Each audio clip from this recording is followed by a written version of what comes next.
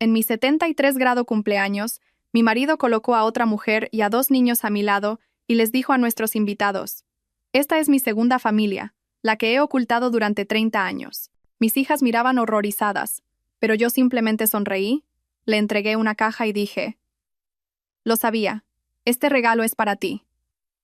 La abrió y sus manos comenzaron a temblar.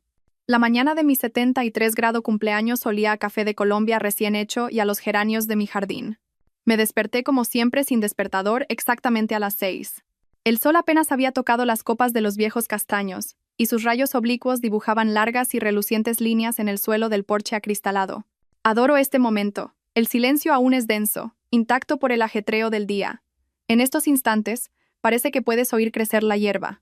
Me senté a la mesa que Lorenzo construyó hace unos 40 años y contemplé mi jardín. Cada arbusto, cada parterre, cada sinuoso sendero, todo fue imaginado y cultivado por mí. Esta casa, este chalet en la Sierra de Madrid, fue mi sala de conciertos no realizada. Hace mucho tiempo, en otra vida, yo era una joven y prometedora arquitecta. Tenía ante mí el proyecto de mis sueños, un nuevo palacio de congresos y auditorio en el centro de Madrid. Fui elegida y me concedieron financiación completa. Recuerdo el olor del grueso papel de los planos, el rasguño del lápiz de grafito dibujando las líneas de una futura maravilla de cristal y hormigón. Entonces apareció Lorenzo con su primera idea de negocio genial: maquinaria de ebanistería de alta gama importada de Alemania que se suponía que nos haría ricos. No teníamos el dinero, y yo tomé una decisión. Liquidé la herencia destinada a mi sueño, a mi futuro, y le di hasta el último céntimo. El negocio se fue a pique en menos de un año, dejando solo deudas. Y yo me quedé aquí. En lugar de una sala de conciertos, construí esta casa, vertiendo en ella todo lo que tenía, los restos de mi talento, toda mi fuerza, todo mi amor no gastado por la forma y la línea. Este hogar se convirtió en mi obra maestra silenciosa, una obra maestra que nadie, salvo yo, consideraba como tal. Elvira, ¿has visto mi polo azul? El que mejor me queda. La voz de mi marido me arrancó de mis recuerdos. Lorenzo estaba en el umbral de la puerta, ya vestido con pantalones de pinzas, con el ceño fruncido, concentrado solo en sí mismo. Ni una palabra sobre mi cumpleaños, ni una sola mirada al mantel de lino festivo que había sacado ayer del armario. 73 años. 50 años juntos. Para él, esto era solo otro jueves. En el cajón de arriba de la cómoda. Lo planché ayer, respondí con calma, sin darme la vuelta. Sabía que no se fijaría en el mantel nuevo ni en el jarrón con peonías que había cortado al amanecer. Dejó de notar esas cosas hace 3 décadas. Para él, yo era parte de la decoración. Cómoda, fiable, familiar. Como ese sillón. Como esta mesa. El cimiento. Le encantaba esa palabra. Eres mi cimiento, Elvira, decía a veces, después de su tercera copa de brandy de Jerez.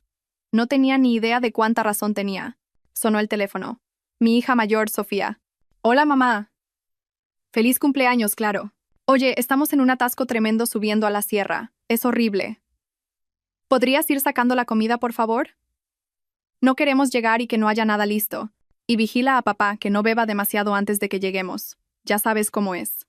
Hablaba rápido, con un tono molesto, como si mi cumpleaños fuera otra obligación fastidiosa en su apretada agenda. Yo no era la cumpleañera. Era el personal de catering para el evento celebrado en mi propio honor. No te preocupes, Sofía, todo estará listo. Colgué. No sentí un nudo en el pecho. Hacía mucho tiempo que no lo sentía. Solo había un vacío tranquilo y transparente, como el aire después de una lluvia de finales de verano.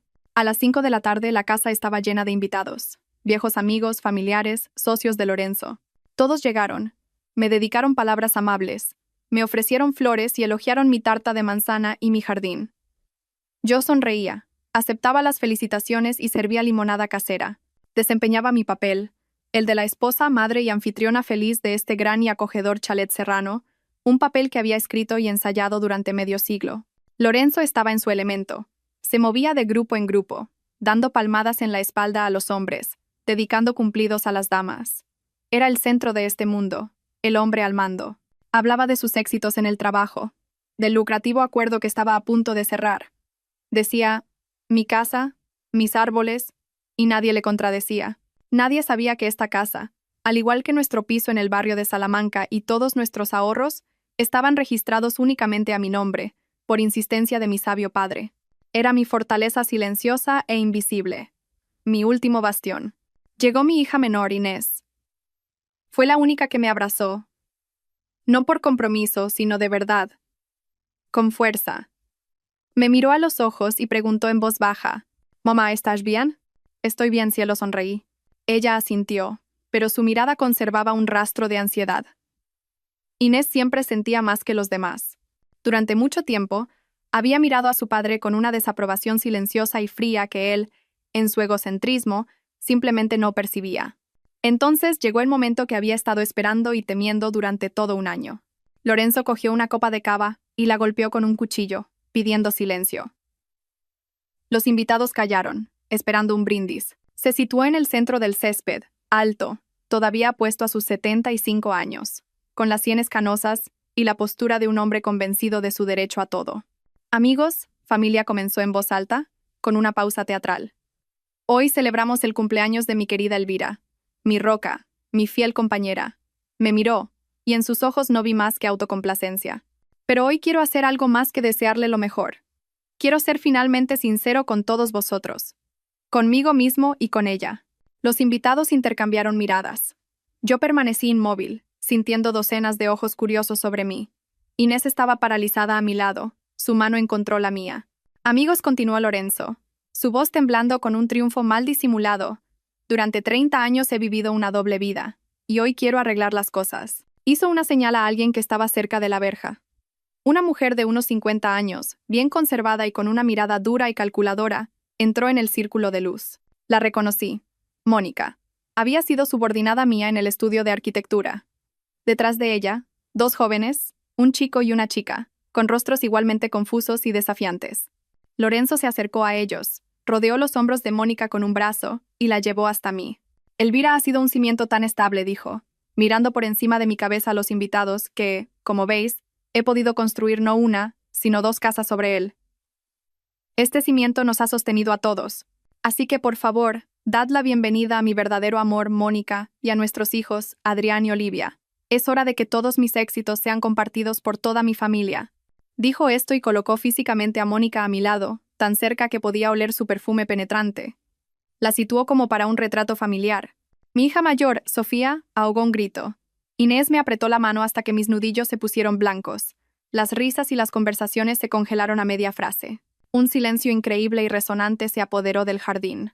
En ese momento no sentí que el suelo desapareciera bajo mis pies ni que mi corazón se rompiera. No. Sentí algo diferente, algo muy tranquilo y definitivo. Un clic frío y nítido. Fue como si la llave de una cerradura pesada y oxidada, que se había resistido durante tanto tiempo, finalmente girara, y la enorme puerta de acero se cerrara para siempre. Y entonces llegó. El pensamiento no fue fuerte ni presa del pánico. Fue silencioso y claro, como el tañido de una campana solitaria en el aire helado. Estaba de pie entre mi marido y su mujer, como el pilar central de un puente que une las dos orillas de su mentira. El mundo a nuestro alrededor estaba en pausa. Vi a nuestra vecina María, con una copa de cóctel congelada a medio camino de sus labios. Vi a mi yerno, el marido de Sofía, palidecer e instintivamente dar un paso atrás, como si temiera ser golpeado por los escombros de una vida que se derrumbaba. El silencio era tan denso que parecía palpable. Presionaba mis oídos, ahogando los sonidos del verano, el canto de los grillos, el susurro de las hojas. Lentamente giré la cabeza y sonreí, no con amargura, no con venganza. Sonreí con esa sonrisa educada y ligeramente distante con la que la señora de la casa saluda a los que llegan tarde. Repasé sus rostros atónitos, deteniéndome una fracción de segundo en cada uno, haciéndoles saber que los veía, que estaba allí, que era plenamente consciente. Luego me volví hacia Lorenzo. Todavía sostenía los hombros de Mónica, su rostro resplandecía de autocomplacencia y de la importancia del momento.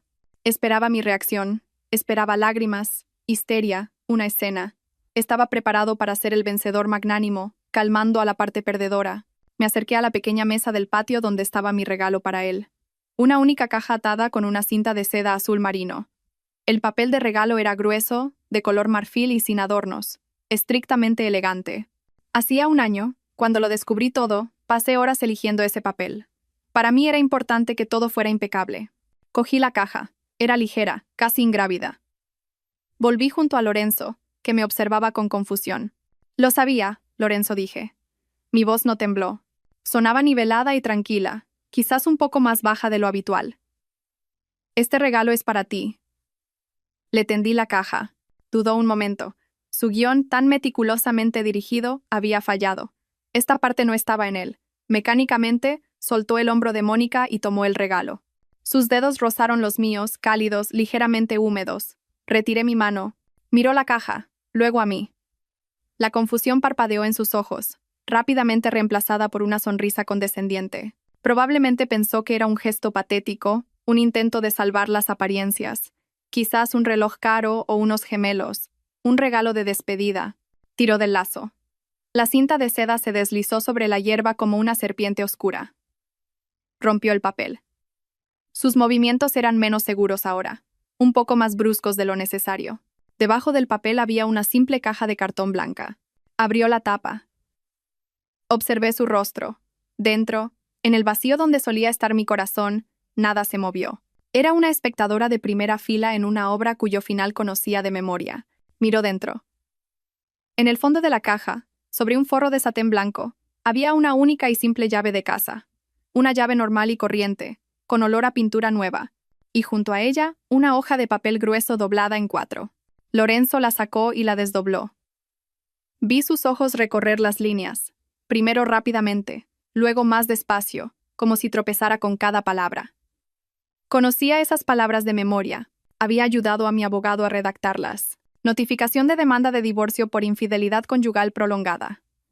En base a los documentos de propiedad única, se notifica el bloqueo inmediato de todas las cuentas y activos conjuntos. Se prohíbe el acceso a las propiedades situadas en las siguientes direcciones. 1.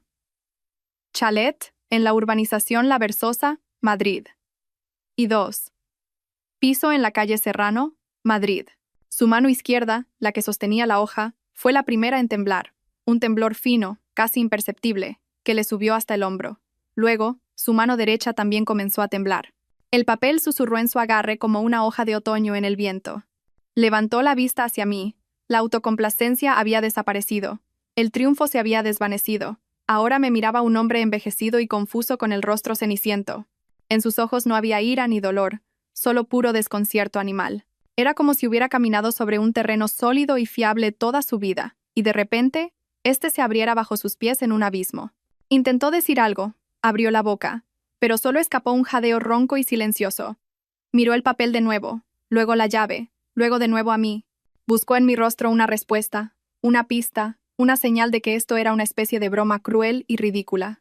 Pero mi rostro era una máscara, tranquilo, impenetrable. Había pasado 50 años aprendiendo a ocultar mis verdaderos sentimientos. 50 años construyendo esta fachada, este cimiento, como a él le gustaba llamarlo. Y hoy, esa fachada se mantenía. Detrás no había nada, ni dolor, ni amor, ni piedad. Solo una libertad fría y resonante. Mónica, a su lado, no entendía nada. Miraba nerviosamente el rostro cambiante de Lorenzo. «Lorenzo, ¿qué es? ¿Qué es eso?», susurró, intentando mirar el documento. Él no respondió, simplemente se quedó allí, mirándome. Y su mundo, tan cómodo, tan seguro, construido sobre mi vida, mi dinero y mi silencio, se estaba derrumbando en directo, frente a todos sus amigos y familiares. Mantuve su mirada y luego, lentamente, muy lentamente, me volví hacia Inés, mi niña, mi único ancla verdadera. Me estaba mirando, y sus ojos estaban llenos de lágrimas, no de piedad, sino de orgullo. Lo había entendido todo. Le hice un pequeño gesto con la cabeza y dije, lo suficientemente alto para que ella lo oyera, «Es hora». Apretó mi mano con más fuerza. Eso fue suficiente. El espectáculo había terminado. Era hora de bajar el telón. Inés entendió sin palabras. Sus dedos en mi antebrazo se volvieron duros como el acero. Asintió y, sin planearlo, nos dimos la vuelta y caminamos hacia la casa. No corrimos. Caminamos con paso firme, con dignidad, alejándonos de la escena congelada en el césped. Los invitados se apartaban a nuestro paso como el agua ante un rompehielos, evitando nuestras miradas, murmurando por lo bajo. Sentí sus miradas en mi espalda, una mezcla de conmoción, piedad y, seamos sinceros, curiosidad maliciosa. Lorenzo permaneció en el centro, con la hoja blanca temblando en sus manos, junto a la mujer para quien había orquestado esta gran revelación, una revelación que se había desviado por completo de su guión. Gritó algo a nuestras espaldas. Mi nombre, creo. Pero el sonido de su voz se ahogó en el silencio denso y viscoso que había caído sobre mi jardín. Ya no tenía poder sobre mí. Incluso su voz era extraña. Entramos en la casa. Me detuve en el salón y, volviéndome hacia la puerta que daba al porche, dije lo suficientemente alto como para ser oída afuera. Queridos amigos, gracias a todos por venir a compartir este día conmigo. Lamentablemente, la celebración ha terminado. Por favor, sentíos libres de terminar la tarta y tomar una copa. Que vaya todo bien. Eso fue todo, un simple y educado anuncio. Sin explicaciones, sin dramas. Comenzó un éxodo silencioso y apresurado. Oí voces ahogadas, pasos rápidos sobre la grava, el sonido de los motores de los coches arrancando. Nadie entró a despedirse. Nadie se atrevió a mirarme a los ojos. 10 minutos después, todo lo que quedaba en el jardín eran platos abandonados, vasos a medio vaciar y flores pisoteadas en el césped. Vi a Lorenzo, finalmente saliendo de su estupor, agarrar a Mónica del brazo y arrastrarla hacia la verja. Sus movimientos eran bruscos, furiosos. Prácticamente la arrastró a ella y a sus confundidos hijos detrás de él, tropezando, mirando hacia la casa con una expresión de pura rabia animal en su rostro. Ya no era el dueño de la casa. Era un desterrado. Cuando el último coche se fue y el silencio vespertino volvió al vecindario, Inés vino y me abrazó. Ya está, cariño, dije, acariciando su cabello. Todo está exactamente como debería haber sido. ¿Me ayudas a recoger la mesa? Y comenzamos a limpiar en silencio. Recogimos los platos sucios, doblamos los manteles y sacamos la basura. Este trabajo familiar y monótono era tranquilizador. Cada gesto tenía un propósito, cada movimiento era conocido. Lavé las copas, las mismas de fino cristal de Bohemia que recibimos como regalo de bodas. El agua lavaba las marcas de labios extraños, de vino extraño. Sentí que junto con la suciedad, algo más se estaba lavando. 50 años de una telaraña pegajosa que había confundido con lazos familiares. Inés trabajaba a mi lado, lanzándome de vez en cuando miradas preocupadas. Esperaba que me derrumbara, que llorara, que gritara, pero yo estaba tranquila. Dentro de mí, todo estaba silencioso y vacío. No había dolor, ni resentimiento, solo un alivio inmenso y frío. Era como si hubiera llevado un peso insoportable sobre mis hombros toda mi vida, y ahora, finalmente, lo hubiera soltado. Era tarde cuando terminamos. La casa estaba limpia y silenciosa de nuevo. Mía. Preparé una infusión de menta del jardín. Nos sentamos en el porche, envueltas en mantas, y observamos el cielo oscuro y estrellado. Entonces mi móvil, que estaba sobre la mesa, vibró, brusco y discordante, rompiendo la paz. Inés lo cogió. El nombre de Lorenzo parpadeó en la pantalla. La llamada se cortó y, un segundo después, llegó una notificación de un nuevo mensaje de voz. Inés me miró interrogante. Asentí. Activó el altavoz, y la voz rompió el silencio de la noche, distorsionada por la rabia, quebrándose en un carraspeo. Elvira, ¿te has vuelto loca? ¿Qué clase de circo has montado? Me has humillado delante de todo el mundo. ¿Es esta tu pequeña rabieta? ¿Tu mezquina venganza? ¿Te has vuelto completamente senil con la edad? Estoy intentando pagar un hotel y mis tarjetas están bloqueadas. Mis tarjetas. ¿Entiendes lo que has hecho? Se ahogaba en su furia. De fondo, oí la voz apaciguadora de Mónica. Lorenzo, cálmate, no hables así. No hables así, chilló él. Me ha dejado sin un duro, Elvira. No sé qué crisis de la mediana edad estás teniendo, pero te doy hasta mañana. Hasta mañana por la mañana para que vuelvas a activar todo. Llama al banco y di que fue un error, una broma ridícula. De lo contrario, te juro que te arrepentirás. ¿Me oyes? Te arrepentirás amargamente. Entra en razón antes de que sea demasiado tarde. El mensaje se cortó. Nos quedamos en silencio durante un rato. Incluso los grillos parecían haberse callado. Inés me miró, con el rostro tenso. Mamá. Tomé lentamente mi taza de infusión ya fría. Mis dedos estaban firmes. Di un sorbo. El sabor a menta era fresco y limpio. Todavía no lo entiende, dije. Él y Mónica creen que esto es un arrebato, una rabieta de mujer, un farol tonto y cómico que terminará por la mañana cuando recupere el juicio. No vieron el plan, la preparación, ni la furia fría que se acumuló en mí durante un año y se convirtió en hielo. Solo vieron lo que querían ver. Una esposa envejecida y ofendida que se atrevió a montar una escena. Todavía se consideran al mando. Miré a Inés. Sus ojos contenían la misma pregunta que la voz de Lorenzo. ¿Y ahora qué? Dejé la taza sobre la mesa. El sonido de la porcelana sobre la madera fue el único sonido en la noche. Tengo una reunión con mi abogado a las 10 de la mañana, dije en voz baja. Quiero que vengas conmigo. Mi voz era firme, no había dudas en mí. El grito furioso de mi marido, grabado en mi buzón de voz, no me asustó, solo fortaleció mi determinación. Así como un herrero sumerge el metal al rojo vivo en agua fría para hacerlo más duro, sus palabras convirtieron mi voluntad en acero. El viaje a Madrid a la mañana siguiente fue silencioso. Inés conducía, agarrando el volante con fuerza, con la mirada fija en la carretera. Yo miraba por la ventanilla el paisaje de la Sierra de Madrid pasar a toda velocidad, pero no lo veía. Solo veía su rostro, desconcertado, enrojecido por la ira, contraído por la incomprensión. Todavía creía que esto era un error mío, algo que podía cancelarse como un pedido equivocado en un restaurante. No se daba cuenta de que ayer no fue el principio, sino el final. El punto final hacia el que había estado trabajando durante todo un año. El despacho del abogado, Víctor Robles, estaba en un antiguo edificio del Paseo de la Castellana.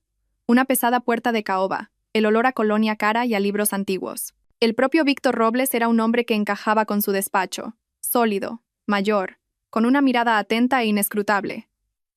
Había trabajado con mi padre, por eso lo busqué. Sabía que podía confiar en él.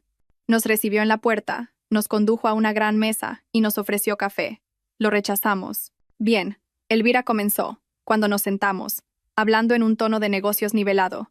Como acordamos, todas las notificaciones iniciales han sido enviadas y las cuentas y activos están congelados. El proceso está en marcha. ¿Se ha puesto en contacto Lorenzo o sus representantes contigo? Hubo un mensaje de voz, respondí con calma. Amenazas y acusaciones de histeria.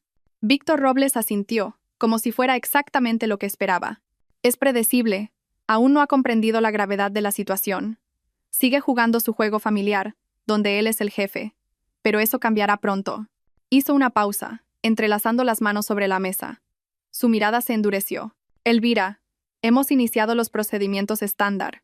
Pero hay algo más. Cuando viniste a verme por primera vez, por vieja costumbre y respeto a la memoria de tu padre, sentí que era necesario realizar una comprobación adicional y más profunda. Solo como precaución, necesitaba entender a qué nos enfrentábamos, y mis temores, por desgracia, se justificaron. Con creces. Abrió un cajón del escritorio y sacó una delgada carpeta. La colocó frente a mí. No había etiquetas en la carpeta. Estoy obligado a informarte de algo extremadamente desagradable. Esto va más allá de su infidelidad.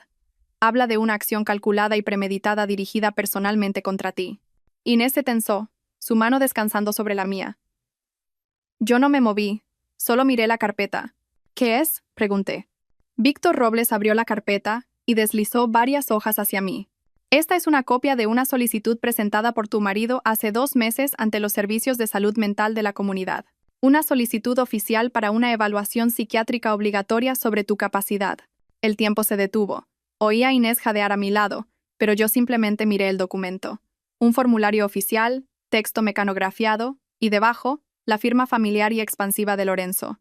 Este es el primer paso legal, continuó la voz desapasionada del abogado, sonando como si viniera de lejos, requerido para que una persona sea declarada incapacitada y para obtener la tutela sobre ella y, en consecuencia, la autoridad total para administrar todos sus bienes. Cogí la hoja superior. Era una lista de los supuestos síntomas que mi marido había observado. Empecé a leer. Pierde con frecuencia objetos personales. No puede recordar dónde ha puesto las gafas, las llaves o los documentos, lo que sugiere una pérdida progresiva de la memoria a corto plazo. Recordé haber buscado mis gafas de leer una semana antes, solo para encontrarlas sobre mi cabeza. Inés y yo nos habíamos reído. Muestra desorientación en la vida diaria. Confunde productos básicos de la despensa como la sal y el azúcar, lo que puede suponer un peligro para ella y para los demás. Una vez, distraída, puse sal en el azucarero. Me di cuenta un minuto después y lo arreglé. Lorenzo había bromeado. ¿Trabajando demasiado, mamá? No estaba bromeando. Estaba recopilando. Muestra signos de aislamiento social y apatía. Se niega a reunirse con amigos. Pasa largos periodos sola en el jardín y conversa con las plantas. Lo que puede indicar un desapego de la realidad. Mi jardín, mi único santuario. Mis horas de silencio entre las peonías y las rosas, cuando podía respirar. Había convertido incluso esto en un síntoma de enfermedad. Un arma contra mí. Seguí leyendo. Cada línea era veneno. Un grano de verdad distorsionado más allá del reconocimiento. Cuidadosamente mezclado con mentiras descaradas. Cada gesto inocente, cada momento de fatiga, cada caso de olvido relacionado con la edad, todo fue invertido y presentado como prueba de mi locura. Mis manos, apoyadas en la superficie pulida de la mesa, no temblaban. Pero sentí que el calor se drenaba de las yemas de mis dedos, primero de una, luego de la otra. El frío se arrastró lentamente hasta mis palmas, mis muñecas. Era como si mi sangre se estuviera retirando, dejando tras de sí un vacío helado. Levanté la vista y miré por la ventana. La vida bullía más allá del grueso cristal. La gente se apresuraba en sus quehaceres, los coches avanzaban lentamente en el tráfico, el sol brillaba. Pero por un breve instante, todo ese ruidoso y bullicioso día madrileño se congeló para mí. Los sonidos se desvanecieron, cayó un silencio de vacío absoluto, y en ese silencio, lo entendí. Esto no era solo infidelidad. La infidelidad es la traición del amor. Pero esto era otra cosa. Una destrucción completa, fría y calculada. No solo quería irse con otra mujer, quería borrarme. Despojarme no solo de mi casa y mi dinero, sino de mi mente, mi nombre, mi propio ser. Convertirme en una sombra sin voz, encerrada entre cuatro paredes mientras él y su verdadero amor disfrutaban de todo lo que yo había creado en mi vida. La última brasa cálida en mi alma, que quizás había guardado inconscientemente para él una brasa de piedad o de memoria compartida, no solo se apagó, se convirtió en un trozo de hielo. Lentamente, coloqué los documentos sobre la mesa, apilándolos ordenadamente. Miré a Víctor Robles, luego al rostro pálido y asustado de Inés. Gracias, Víctor, dije. Mi voz era igual de firme que antes, pero algo en ella había cambiado. Algo permanente. El cuadro está completo ahora. ¿Cuáles son nuestros siguientes pasos? Víctor Robles actuó con rapidez, con la eficiencia fría y precisa de un cirujano extirpando un tumor. Mientras Inés y yo volvíamos a casa, sus mensajeros ya estaban entregando notificaciones por todo Madrid. Sus asistentes ya estaban llamando a los bancos. El mecanismo que había preparado durante tanto tiempo y con tanto esmero se puso en marcha con un solo gesto de asentimiento en su despacho. El primer golpe, como me contó Víctor más tarde, encontró a Lorenzo donde menos lo esperaba, desayunando en un hotel caro. Él y Mónica probablemente todavía estaban discutiendo mi ridículo arrebato, planeando cómo aceptarían magnánimamente mi arrepentimiento. En ese momento, un hombre con un traje impecable se acercó a su mesa, y en silencio, colocó un grueso sobre delante de Lorenzo. Dentro no solo estaban los papeles del divorcio, había una orden judicial oficial que le prohibía acercarse o contactarme, excepto a través de abogados, y una orden separada que le prohibía entrar en cualquier propiedad registrada a mi nombre. Puedo imaginarlo leyéndolo, cómo la sonrisa condescendiente se deslizaba de su rostro, reemplazada por manchas de un rojo airado. Probablemente arrugó el papel, lo tiró al suelo, gritando sobre abuso de poder y cómo la mitad de todo era suyo. Todavía lo creía. Creía que sus 50 años de presencia en mi vida le daban derecho automáticamente a todo lo que yo había ganado, construido y ahorrado. El siguiente paso fue una realidad contra la que se estrelló como una ola contra una roca. Condujeron hasta el piso del barrio de Salamanca. Probablemente tenía la intención de montar una escena, derribar la puerta y demostrar quién estaba al mando. En su lugar, se quedó en el rellano, introduciendo inútilmente su llave en la nueva y brillante cerradura. Su llave ya no encajaba. Podía llamar, golpear o gritar. La puerta permaneció en silencio. Esa puerta, que yo había elegido hacía 30 años, tapizada en cuero oscuro, ahora le era ajena, una barrera insuperable. Yo estaba en casa durante este tiempo. Llegó un cerrajero, un hombre mayor y taciturno, trabajó rápido y en silencio. Con ruidos metálicos, quitó las viejas cerraduras de la verja y de la puerta principal, las mismas para las que Lorenzo tenía llaves. Me quedé en el porche escuchando esos sonidos. Cada vuelta del destornillador, cada clic del nuevo mecanismo era música. La música de la liberación. Esto no era venganza, era desinfección. Estaba limpiando mi hogar de suciedad. El último y más humillante golpe le esperaba en la calle, fuera del piso. Mientras él, agotado y furioso, se disponía a marcharse para urdir un nuevo plan, vio una grúa acercarse a su coche, el reluciente todoterreno negro que le había regalado por su cumpleaños 3 años antes. 2 operarios con chalecos naranjas engancharon eficientemente el vehículo y comenzaron a subirlo a la plataforma. Lorenzo corrió hacia ellos, agitando los brazos, gritando algo sobre propiedad privada, pero el encargado le entregó en silencio la documentación. Una notificación oficial de la devolución de la propiedad a la legítima dueña. Mi nombre estaba en el papel. Elvira Saavedra, propietaria. Imagino el rostro de Mónica en ese momento. Estaba cerca, en la acera, viendo cómo el símbolo de su seguridad, de su estatus, se alejaba lentamente hacia lo desconocido. Las tarjetas bloqueadas son un inconveniente. Los papeles del divorcio son un escándalo. Una puerta cerrada es un insulto. Pero cuando te retiran el coche con una grúa delante de tus narices, cuando te quedas de pie en una acera de Madrid sin dinero, sin casa y sin transporte, es entonces cuando te das cuenta. En ese preciso instante, estoy segura de que su condescendencia se convirtió en miedo. Miró a su hombre, que gritaba inútilmente a la grúa que se alejaba, y comprendió. Comprendió que no estaban tratando con una anciana ofendida y llorosa, no con una víctima a la que se podía calmar y engañar. Se habían topado con algo frío, silencioso y absolutamente metódico.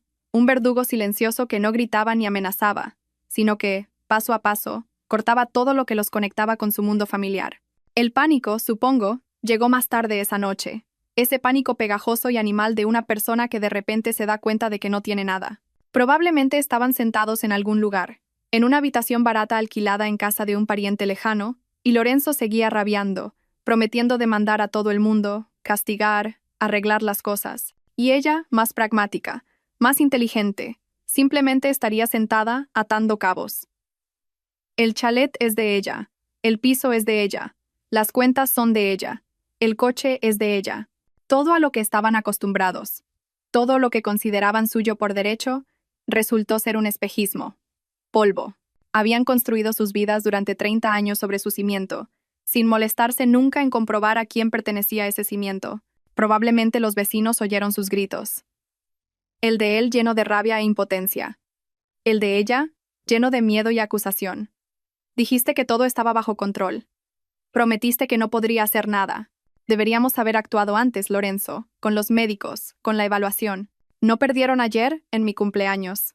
Perdieron hace 2 meses, cuando él puso su firma en esa solicitud. Él mismo me entregó el arma. Él mismo me demostró que esto no iba de amor o rencores. Esto iba de supervivencia. Y yo acepté las reglas de esta guerra. Una llamada de Inés a última hora de la noche confirmó mis pensamientos. Su hermana mayor, Sofía, la había llamado, completamente histérica. Papá ha llamado, sollozaba al teléfono. Gritaba que mamá se ha vuelto loca, que tú la estás manipulando, que lo ha echado a la calle, que lo ha dejado sin nada. Inés, ¿qué está pasando? Tenemos que hacer algo, es nuestro padre.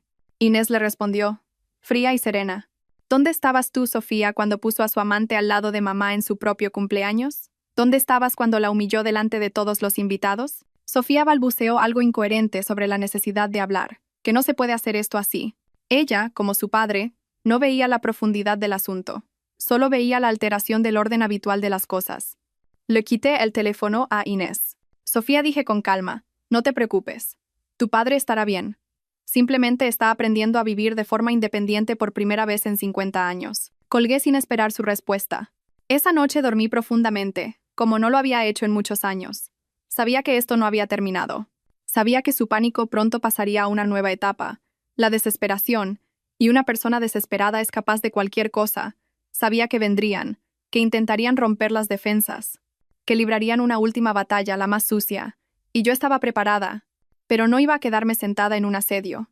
La vida que estaba reclamando para mí no estaba destinada a ser vivida encerrada tras las puertas por miedo. Al tercer día después de la visita al abogado, decidí que necesitaba ir al pequeño mercado cerca de la estación de cercanías. Me había quedado sin pan fresco y leche.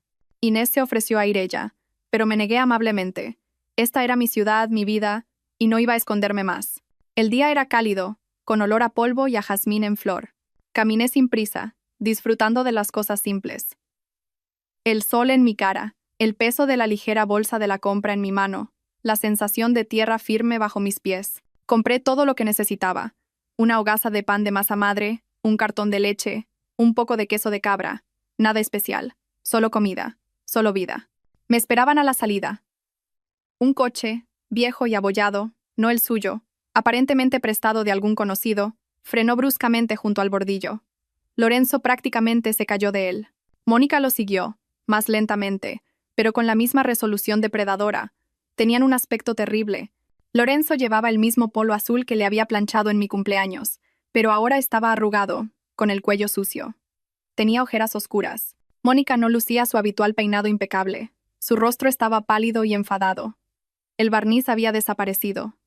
Solo quedaba el cansancio y un pánico mal disimulado. Se pararon frente a mí, bloqueándome el paso. Elvira, comenzó Lorenzo. Su voz era una mezcla de ira y súplica. Tenemos que hablar. No puedes hacer esto. Simplemente no puedes.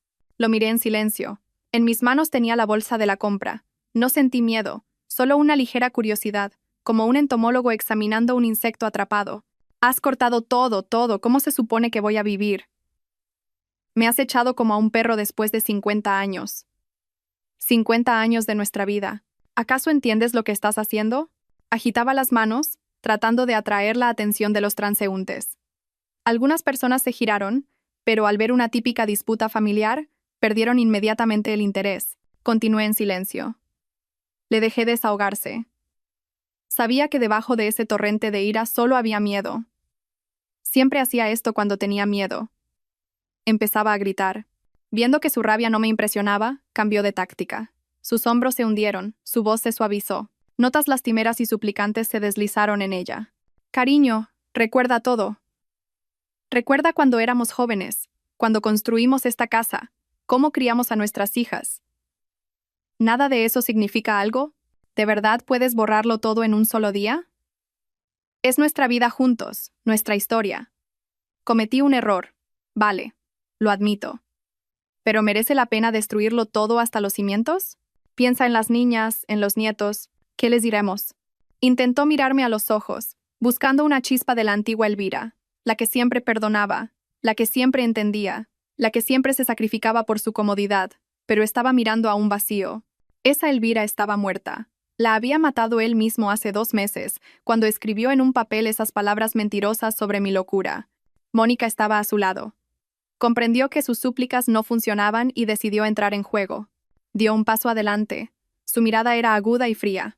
Elvira comenzó, tratando de mantener la dignidad, pero un odio mal disimulado se deslizó en su voz. ¿Puedes pensar lo que quieras de mí? ¿Puedes odiar a Lorenzo? ¿Pero has pensado en mis hijos? ¿Qué han hecho ellos de malo? Mi hijo acaba de graduarse en ICADE. Necesita empezar su vida. Mi hija estaba planeando su boda. Estás destruyendo su futuro. Sea cual sea tu opinión de nosotros, son sus hijos. Tienen derecho a su manutención. No solo se lo estás quitando todo a él, se lo estás quitando a ellos también. ¿No tienes corazón? Intentó apelar a la piedad, a la culpa. Era su última carta. Pensaron que yo, como cualquier mujer normal, no podría permanecer indiferente al destino de unos hijos inocentes. Los escuché pacientemente, sin interrumpir. Les dejé soltarlo todo. Su rabia, sus patéticos recuerdos, la hipócrita preocupación de ella por su prole. Miré sus rostros, contraídos por la desesperación, y no sentí nada. Ni ira, ni triunfo, ni piedad. Solo una claridad fría y cristalina. Cuando finalmente se callaron, agotados, se hizo un breve silencio. Podía oír el traqueteo del tren de cercanías que pasaba cerca, el sonido de las risas de unos niños. El mundo continuaba su vida habitual, ajeno a nuestro pequeño drama. Desvié mi mirada del rostro de Mónica al de Lorenzo. Lo miré directamente a los ojos, profundamente, para que supiera que veía a través de él. Vi toda su cobardía, toda su debilidad, toda su podredumbre, y entonces hice mi pregunta, en voz baja, casi un susurro, pero cada palabra sonó en el silencio como un martillo golpeando un cristal. ¿Fue idea tuya o de ella? ¿Declararme incapacitada? No fue una acusación, fue solo una pregunta, pero les golpeó como una bofetada. Un golpe físico. Vi cómo la sangre se drenaba del rostro de Lorenzo. Se puso blanco como la cera. Su boca se abrió, pero no pudo articular un sonido. Instintivamente dio medio paso atrás, como si le hubiera salpicado con ácido en la cara. Mónica se congeló. Sus ojos se abrieron de par en par con horror. La máscara de la madre noble se cayó al instante, revelando el gruñido depredador de una ladrona atrapada. Ambos me miraron con el mismo miedo animal. El miedo a ser descubiertos. En ese momento dejaron de ser un equipo. Se miraron el uno al otro, y en sus ojos no había confianza, sino sospecha. ¿Lo has dejado escapar tú? ¿Ha sido por tu culpa que se ha enterado? Su miserable unión, construida sobre mentiras y cálculo, se resquebrajó ante mis propios ojos. No esperé una respuesta. La respuesta estaba escrita en sus rostros. Simplemente los rodeé, como se rodea a 2 postes en el camino, y continué hacia mi casa. No miré atrás. A mis espaldas oí su silencio ensordecedor y resonante. Se quedaron de pie en la acera, aplastados, destruidos por una sola frase. Caminé a casa, agarrando con fuerza la bolsa con el pan y la leche. Y por primera vez en muchos meses, sentí que volvía no a una fortaleza, sino simplemente a casa. Su desesperación, como había predicho, tomó una nueva forma. Se convirtió en astucia, sucia, patética, pero predecible. 2 días después, Sofía me llamó. Estaba llorando. «Mamá, te lo ruego», sollozaba al teléfono. «Papá está destrozado. Está dispuesto a todo con tal de hablar. El tío Elías está aquí. La tía Telma. Estamos todos muy preocupados. Quedemos en mi casa, todos juntos, tranquilamente, en familia. Por favor, mamá». Por mí. Sabía que era una mentira. La reunión familiar era su último bastión.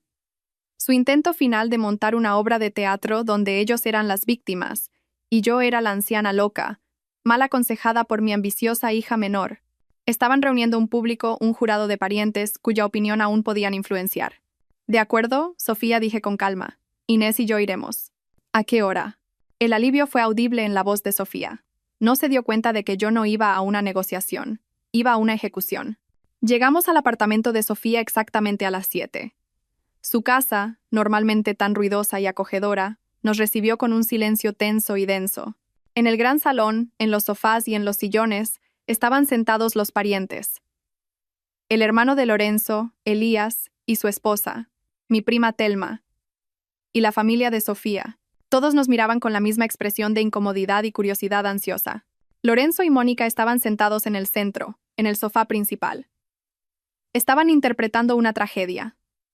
Él, encorvado, con las manos cubriéndose la cabeza como un rey Lear sufriente. Ella, a su lado, con los ojos enrojecidos y una expresión de luto, acariciándole el hombro de vez en cuando con simpatía. Ya habían preparado el terreno, contando su versión. Ahora era mi turno. Inés y yo nos sentamos en los sillones frente a ellos. Dejé mi bolso en el suelo en silencio. Lorenzo comenzó. Levantó la cabeza y tuve que reconocer su talento actoral. Un dolor genuino resonaba en su voz. «Elvira, familia. Os he reunido a todos porque está ocurriendo una tragedia».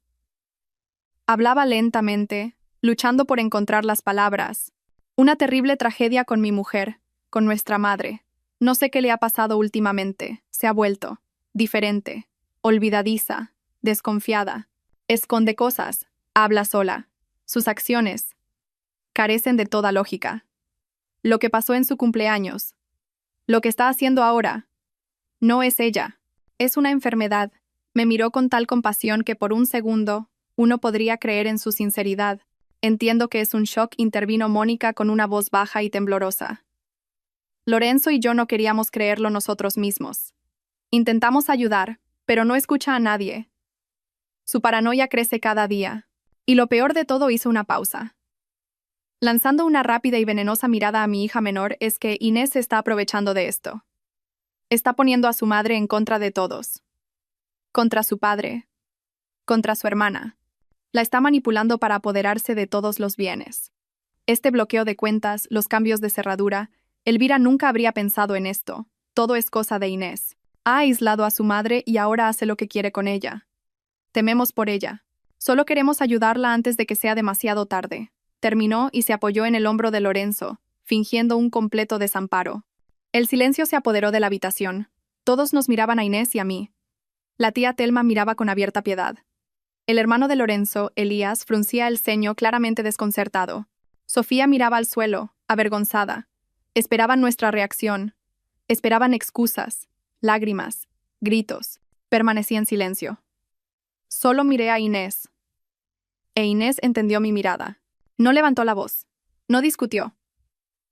Simplemente se inclinó, sacó la delgada carpeta del bolso que estaba a mi lado y la colocó sobre la mesa de centro, en el centro de la habitación. El sonido del papel al golpear ligeramente la superficie lacada fue ensordecedor. «Aquí», dijo Inés, con calma y claridad.